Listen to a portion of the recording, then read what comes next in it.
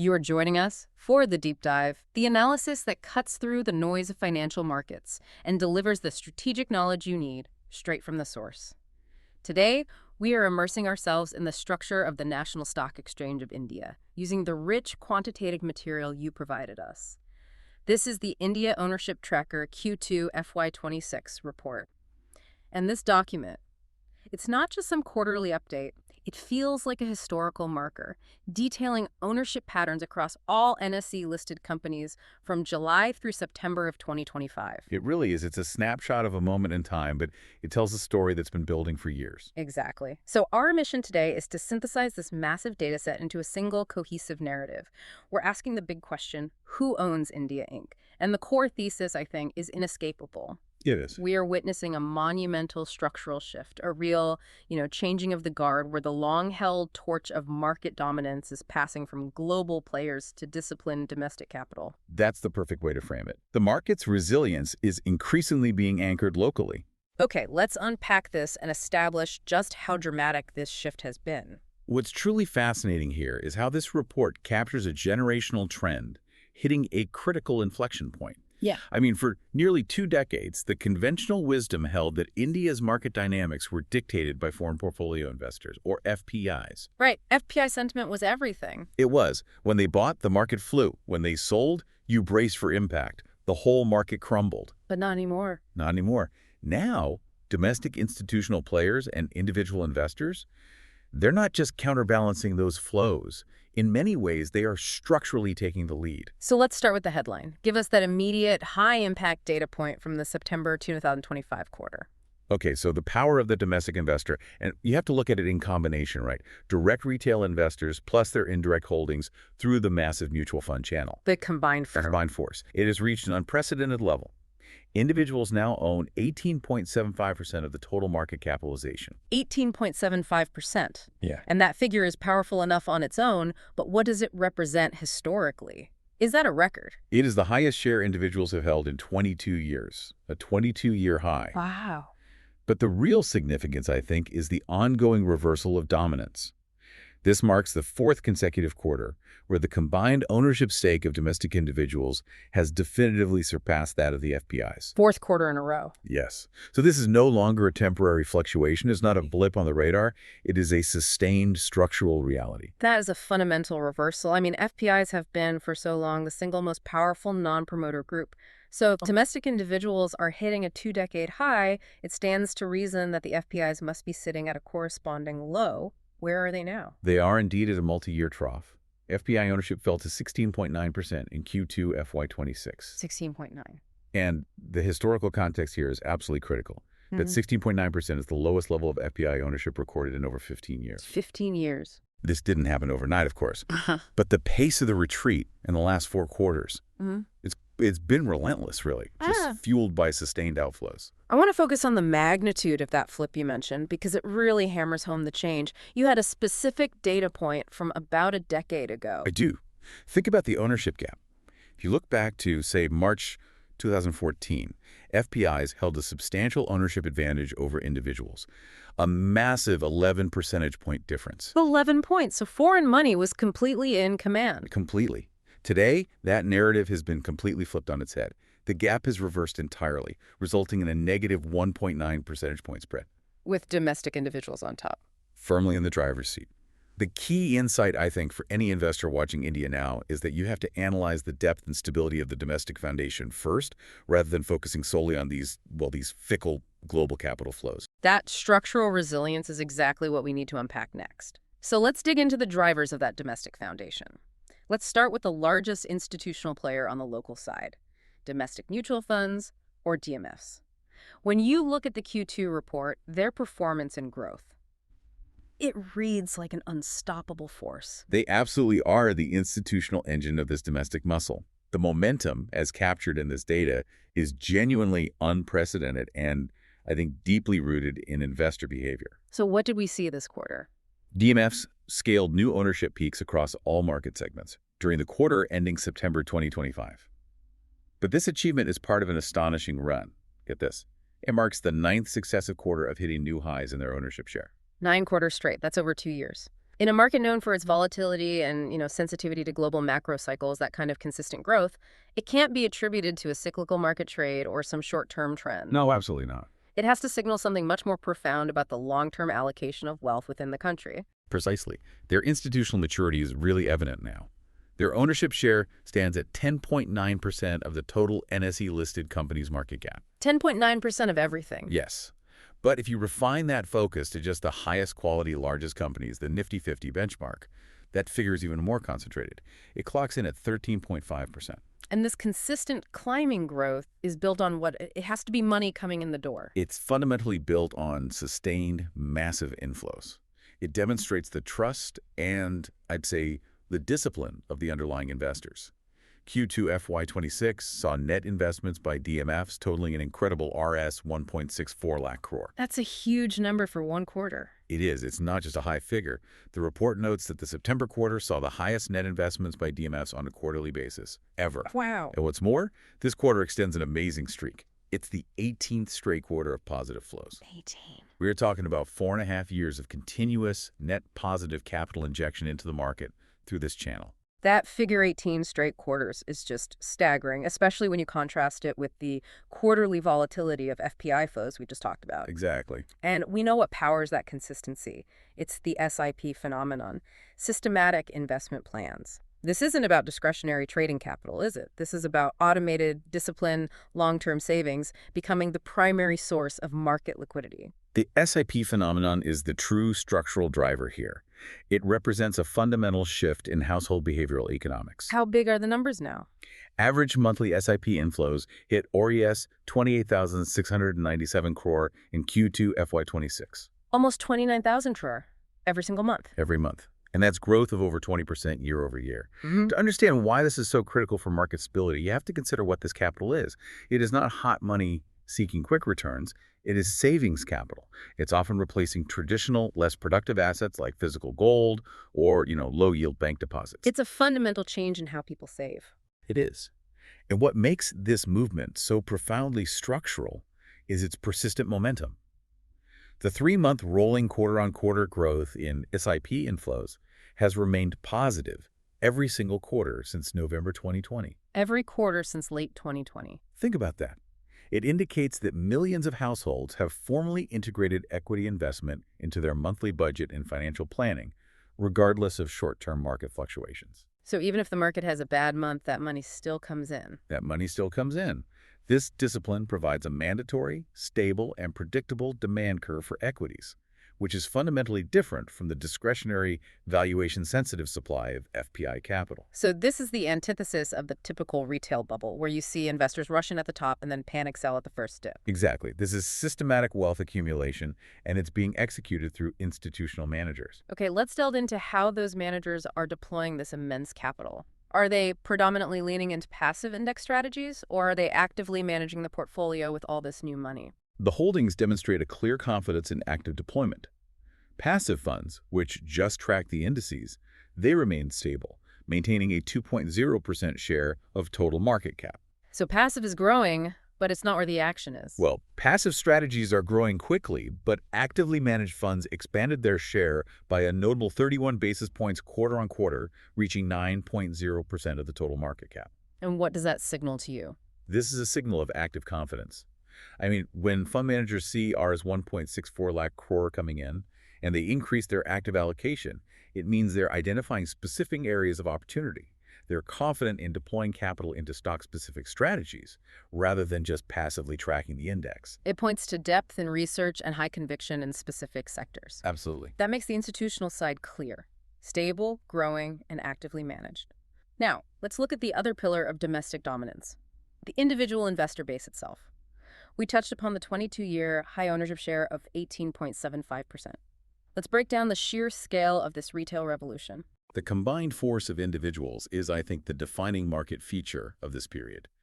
Their 18.75% ownership confirms their place firmly ahead of the FPIs, and this is a dynamic that really started to reverse significantly in FY25.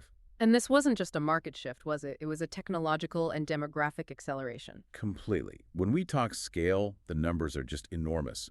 Total household holdings in Indian equities now stand at approximately Rs 84 lakh crore. 84 lakh crore. But look at the growth trajectory since the beginning of the pandemic era in April 2020. The cumulative accretion to household equity wealth since then is staggering. Roughly Rs 53 lakh crore. That's over $500 billion. Injected in just over 5 years.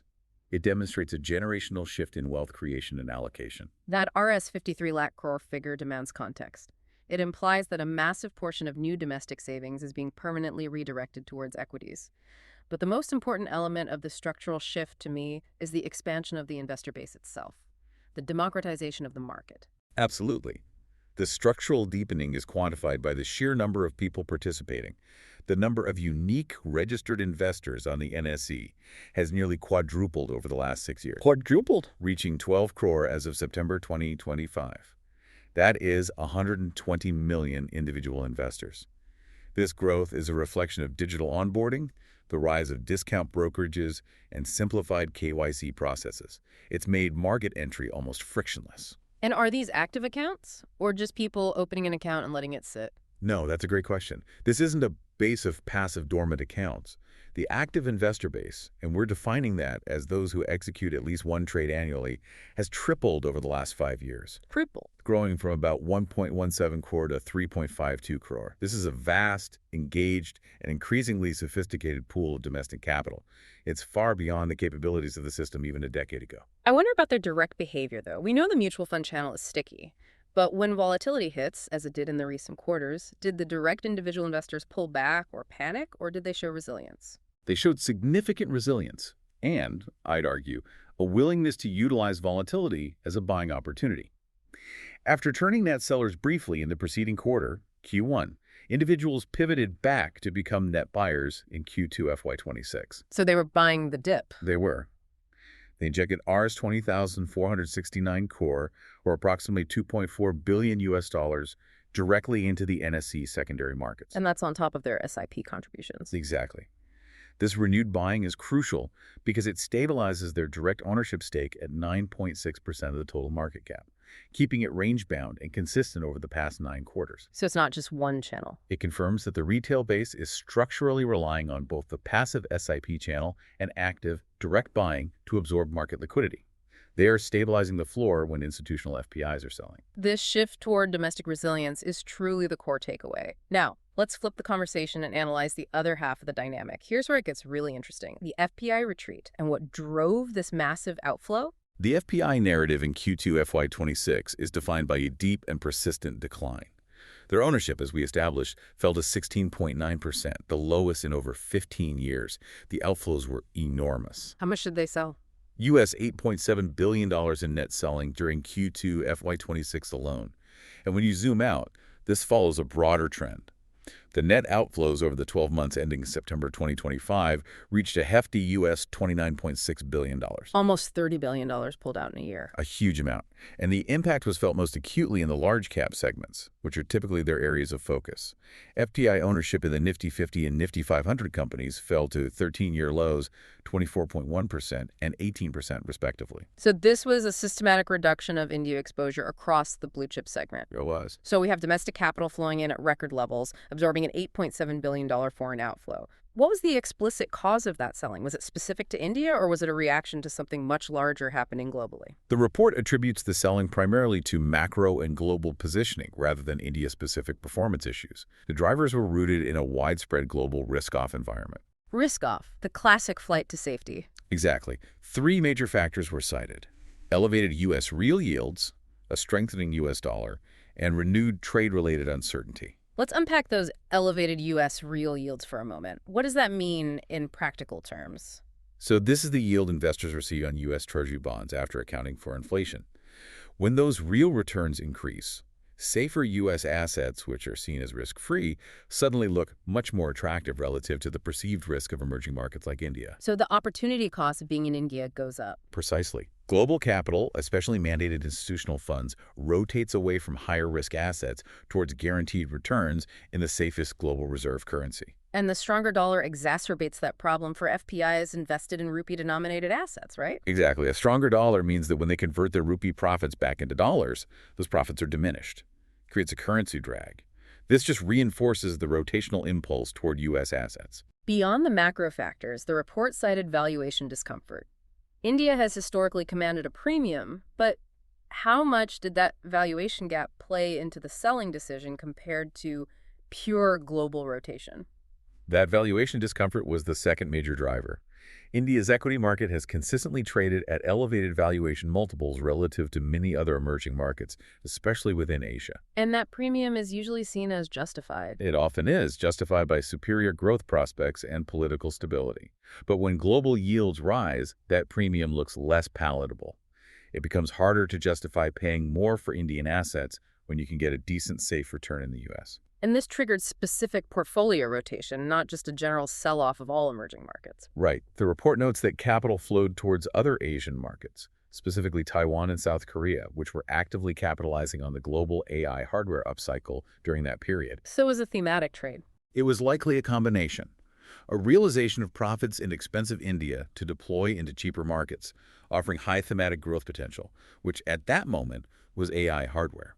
So you have to ask, were FPIs seeking cheaper entry points after India's prolonged outperformance, or were they strictly chasing a theme that India's index heavyweights couldn't immediately offer? Probably a bit of both. I think so. It sounds like India was a high-quality victim of a global thematic asset reallocation, rather than a punishment for domestic issues. But we shouldn't allow this short-term retreat to overshadow the long-term conviction, should we? FPIs were and remain a massive force. Absolutely. The long view provides necessary context. Even with the U.S. $8.7 billion short-term outflow, FPIs have long-term conviction. Over the past 2 decades, the value of FPI holdings grew at a robust 17.0% annualized pace. 17% per year for 20 years. Yes. And crucially, that growth rate actually outpaced the overall market capitalization growth of 16.1% during the same period. Which means they were good stock pickers. It indicates that FPIs have historically demonstrated excellent stock-picking ability and long-term commitment, despite the recent volatile flows since March 2023, which have been exacerbated by global issues like aggressive Fed tightening. So the 16.9% ownership figure is a 15-year low, reflecting short-term global headwinds, but the structural interest and long-term performance are still there. It's a moment of pause, not abandonment. That's a good way to put it. Now let's move our analysis to the ownership stakes that are generally less dynamic, the promoter groups and the government. How did their ownership shift during this immense domestic surge and foreign retreat? Well, the overall promoter share, so the ownership held by the controlling groups of companies, held largely steady in Q2 FY26. It settled at 50.1% of the total market cap in September 2025. So just over half. Just over half. And that was just a marginal 6 basis point quarter-on-quarter increase. This stability is important because it signifies that the controlling interests of Indian companies are not structurally selling their stakes into this strong domestic demand. They're holding on. Within that stable figure, the report notes some subtle internal dynamics among private Indian promoters. What does that internal shift tell us? Right. So private Indian promoters maintain their massive stake at 32.2%. However, we see a divergence between different types of private promoters. Okay. Non-individual private promoters, these are typically institutional or group holding companies, they saw their shares slip slightly. This marked a second straight quarterly decline. What does that usually reflect? It often reflects corporate restructuring or the institutionalization of promoter holdings. Sometimes it's associated with gradual sell-downs or just diversification for the promoter family. In contrast, individual private promoters, the founders or family members holding personal stakes, they saw a marginal rise, up 19 basis points QOQ to 6.9%. So the individuals are holding strong. It suggests that the individual level conviction among founding families remains robust, and it's offsetting that slight institutional promoter decline. And foreign promoters, those international entities that maintain a majority or controlling stake in an Indian subsidiary, did they follow the FPI trend and reduce their exposure? Interestingly, no. Foreign promoters showed a positive trend, with a 24 basis point quarter-on-quarter rise in ownership. They reached a 9-quarter high of 8.4%. So they were buying? The value of their holdings increased modestly, yes. And this is an important distinction. FPIs are discretionary, non-controlling financial investors. Foreign promoters are strategic, long-term investors committed to running Indian operations. Their increased stake reinforces long-term foreign confidence in operating within the Indian economic framework. Okay, moving to government holdings, which encompasses both state-owned enterprises and financial institutions, this stake is often influenced heavily by policies such as disinvestment. What happened in Q2 FY26? Government ownership, including both promoter and non-promoter stakes, it slipped 10 basis points QOQ to 10.0%. This continues a gradual reversal that we saw through FY25 and is partially unwinding a gain from earlier periods. And this happened even as PSU stocks were doing well, right? Exactly. The moderation is notable because it occurred even while PSU banks, a significant component of government holdings, were outperforming the broader market. The Nifty PSU Bank Index rose 4.5% during the quarter. Compared to the overall market being down. Right, contrasted sharply with a 3.8% decline in the overall Nifty Total Market Index. So despite this outperformance in key government sectors, the overall government holdings declined in value by 3.4% QOQ. Which suggests selling. It suggests that disinvestment activity, or perhaps relative underperformance in other state-owned sectors, was a factor. What's the long-term context for this 10.0% government share? It seems to be constantly fluctuating. It is indeed highly volatile. It's driven by policy shifts and market cycles.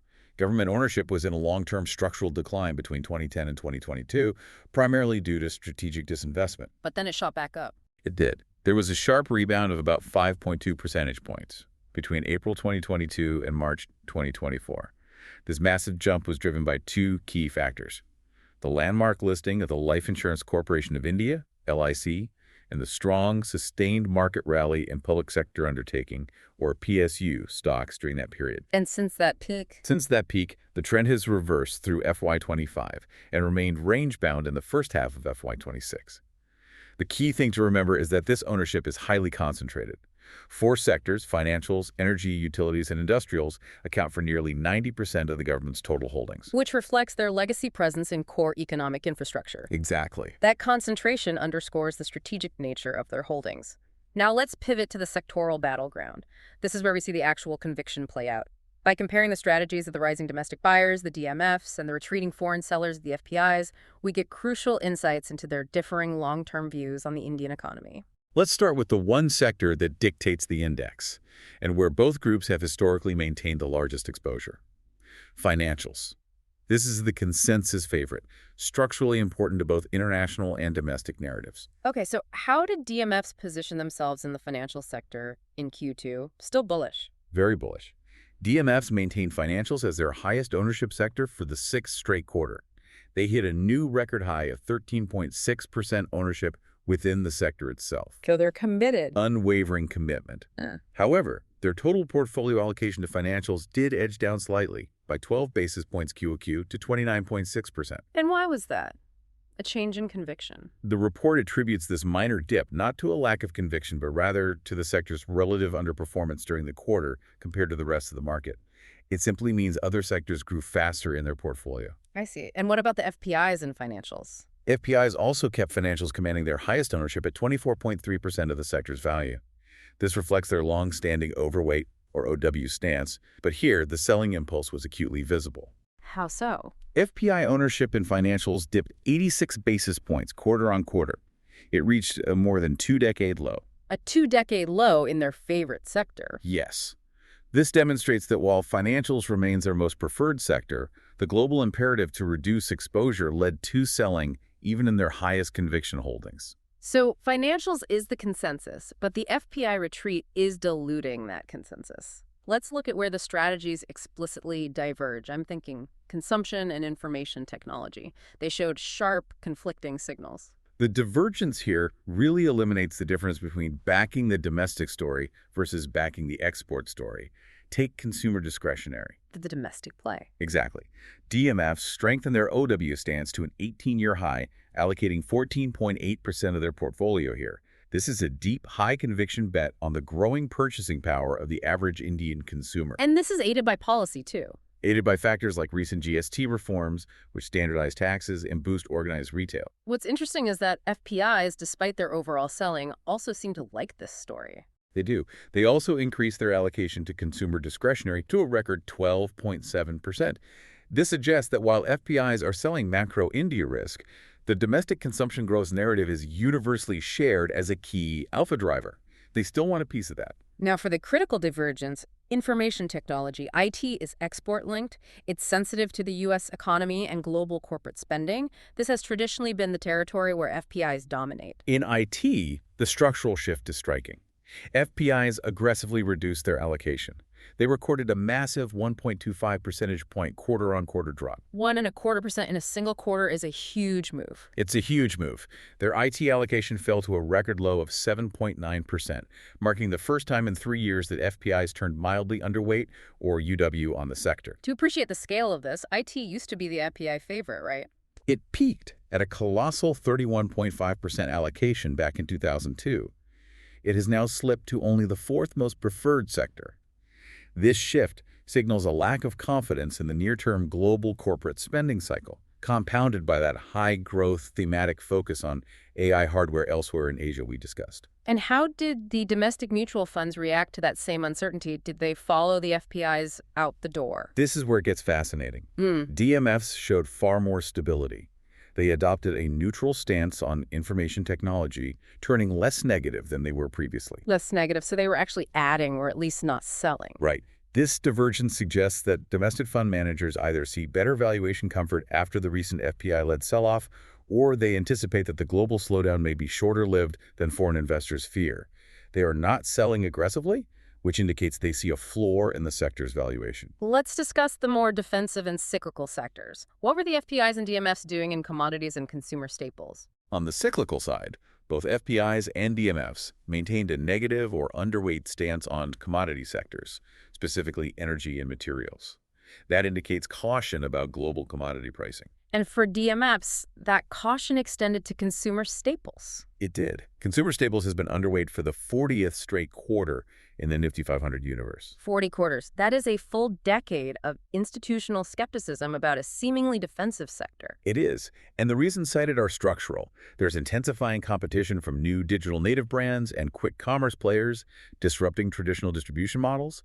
And there's also a continuing uneven recovery in rural demand, which is a major consumption driver for staples companies. So the long-standing UW status reveals an institutional preference for high-growth sectors over defensive stability, at least in the Indian context. That's a fair assessment. What about FPI niche favorites? Did they find a place to put money despite the overall selling? They did. One area of aggressive bullishness was communication services. FPIs aggressively expanded their OW stance here, reaching the highest level since 2001. And what's the story there? It's attributed to improving profitability expectations in the sector. This likely stems from anticipated tariff hikes and increasing digital penetration, leading to higher average revenue per user, or ARPU, for the telecom players. It's a very targeted, high-conviction theme for that foreign capital. So we have a clear, multifaceted strategy map. Domestic capital loves financials and is fully committed to consumer discretionary.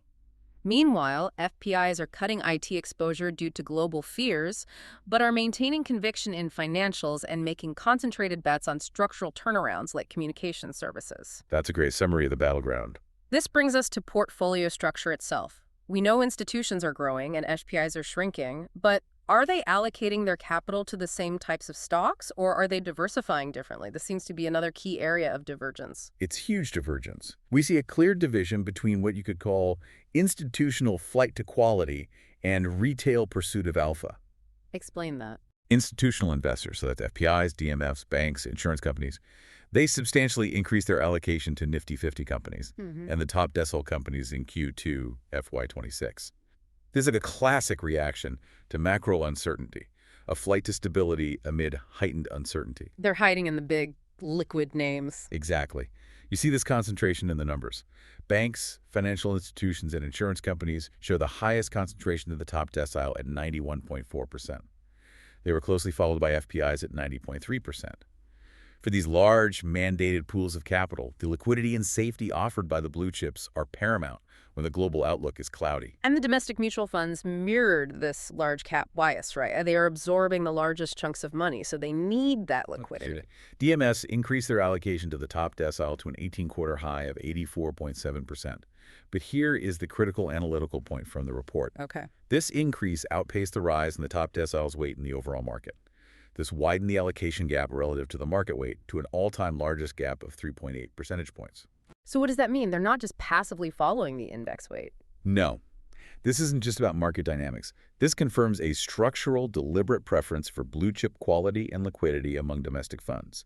They are actively choosing to be more concentrated in the biggest companies than the market itself is.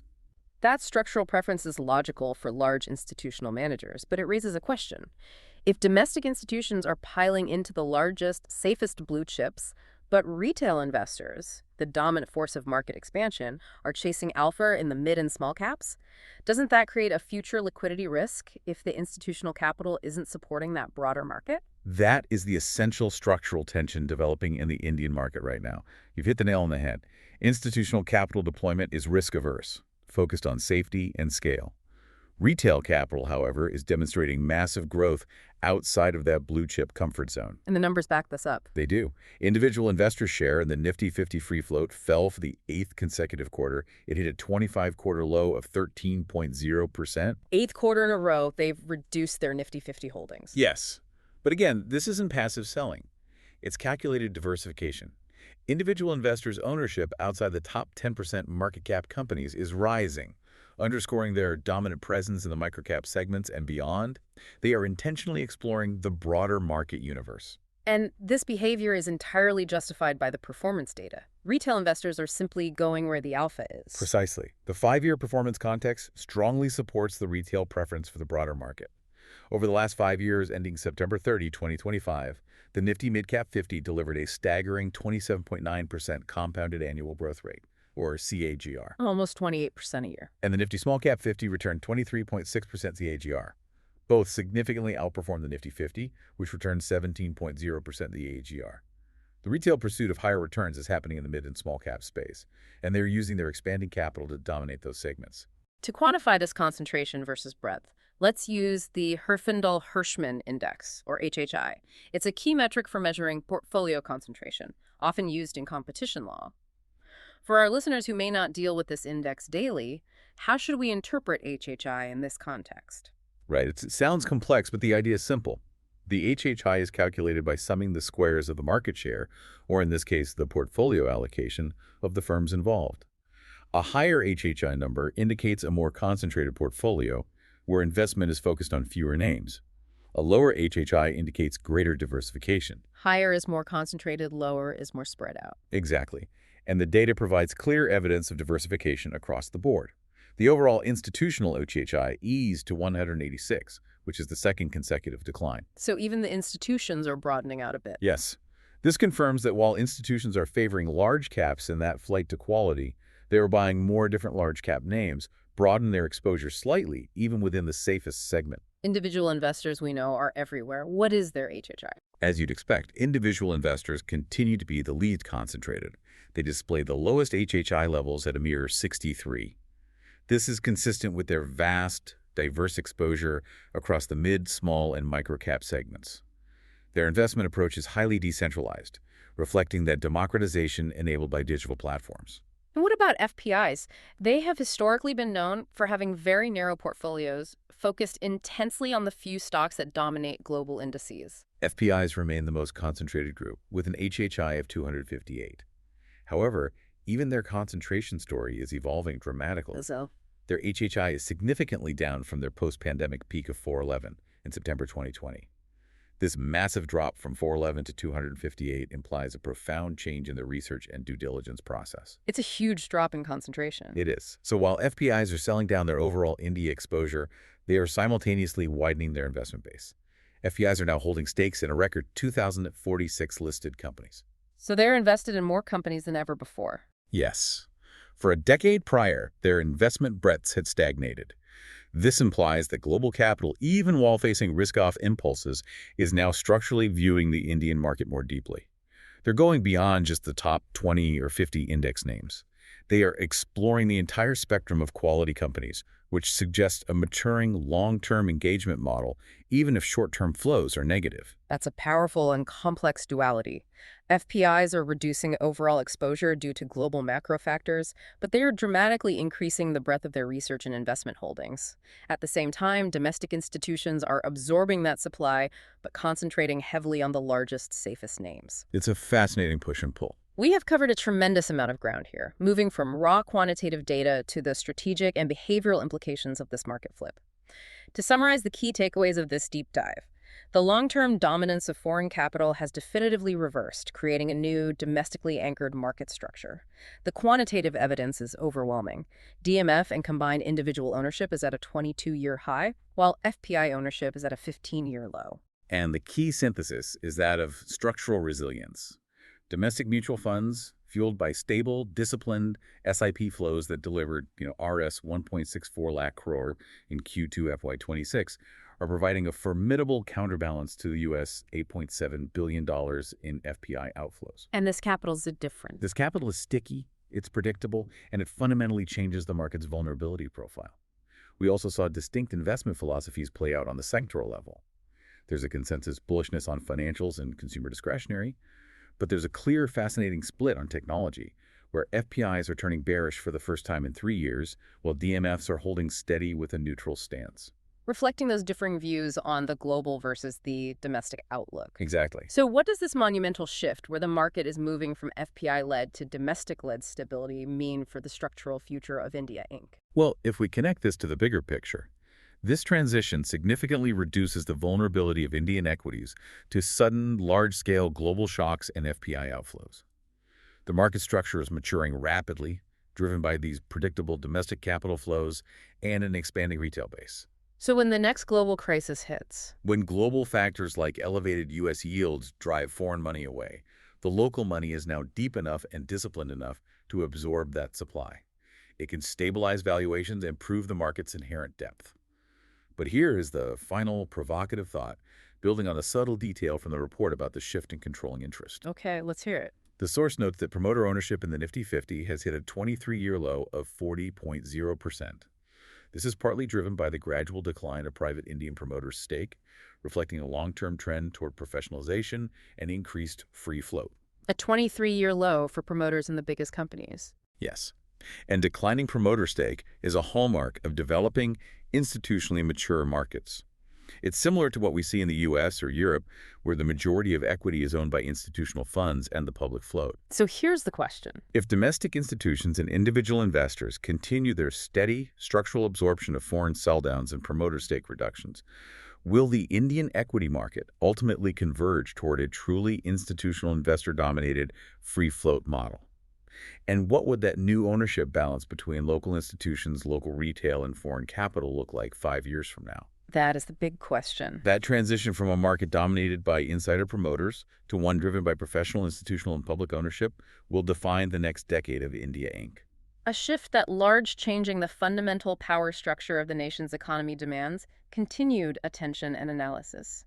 Thank you for helping us make sense of the monumental flip revealed in this ownership data.